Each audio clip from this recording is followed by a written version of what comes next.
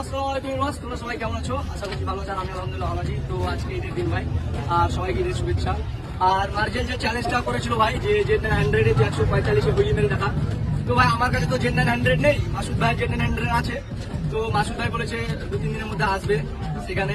আর চ্যালেঞ্জটা ভাই অ্যাকসেপ্ট আমি করছি, টেনশন নিস না। তো 24 ঘন্টা সময় দিলে তো ভাই হবে না। এটা তো আমার বাপের না যে আমি যখন খুঁজি তখন তুলে দেবো, এটা তো আমার নেই। আমাকে মাসুদ ভাই তার গাড়িটা দিবে, আমি তাতে হুইলি করে দেখাবো, দিয়ে তারপরে যে চ্যালেঞ্জটা তোকে দিব না ভাই, গাড়ি দম থাকলে আর আরো যদি কোথাও তো দম থাকে তাহলে চ্যালেঞ্জটা অ্যাটেন্ড করিস, চাইলে হবে। প্রস্তুতি নিয়ে নে, ঘুমাস না দিন রাত, না তোর ব্রেন এমনি শর্ট হয়ে যাবে। তো পাবলিক বলবে আর 2-3 দিনের মধ্যে ভাই ভিডিও আসতে চলেছে।